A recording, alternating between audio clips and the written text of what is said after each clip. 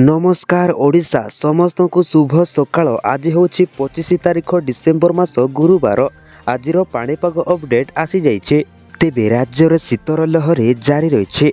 घन कुहुड़ी 5 जिला को येलो वार्निंग जारी करिछि पाणीपाग विभाग केन्द्र। तेबे 28 तारीख राज्य में शीत आहरी बढ़िबो बोली कहिछि भुवनेश्वर स्थित आंचलिक पाणीपाग विभाग केन्द्र। तेबे राज्य में उत्तर पश्चिम ठंडा पवन बहिबो। एहार प्रभाव में थरिबो पूरा ओडिशा एभली आकलन करिसेंती पाणीपाग विशेषज्ञ। राज्य में पश्चिम झड़ प्रभाव थिला, एबे एहा अपसरण होइछे। पश्चिम झड़ थिबा राज्यर पूर्व दिगरु पवन आसुथिला। एहार प्रभाव में शीत अपेक्षाकृत कम थिला। एबे उत्तर पश्चिम दिगरु आसिबाकु थिबा ठंडा पवन जोगु राज्य में हाड़भंगा शीत अनुभूत हेबो बोली पाणीपाग विज्ञान केन्द्र पक्षरु आकलन करा जायछि। सेपटे आसंता 30 तारीख जाए अभ्यंतरण ओडिशा और दक्षिण ओडिशार विज्ञप्त प्रस्थान घन कुहुड़ी देखा दे पारे बोली पूर्व अनुमान करिछि भारतीय पाणीपाग विभाग केन्द्र। तेबे गुरुवार तथा आज कोरापुट 6 डिग्री, नगरपुर और फुलबाड़ी रे 8 डिग्री, रायगड़ा, भवानीपाटना और बलांगीर रे 10 डिग्री, केन्दुझर, सोनपुर, राउरकेला और सुंदरगढ़ रे रातिर तापमात्रा 11 डिग्री रहिबो बोली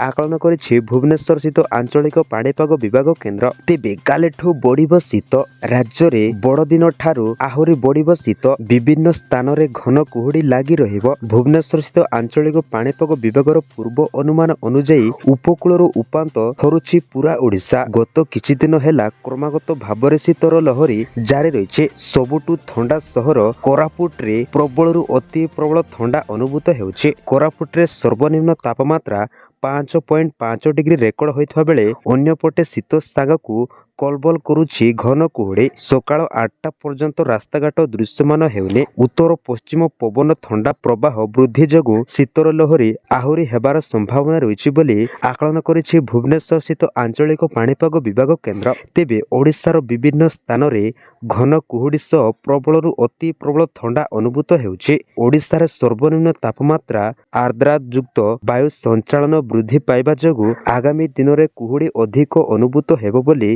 कहिछि भुवनेश्वर स्थित आंचलिक पाणीपाग विभाग केन्द्र। तेबे एही थिला आजिर पाणीपाग अपडेट।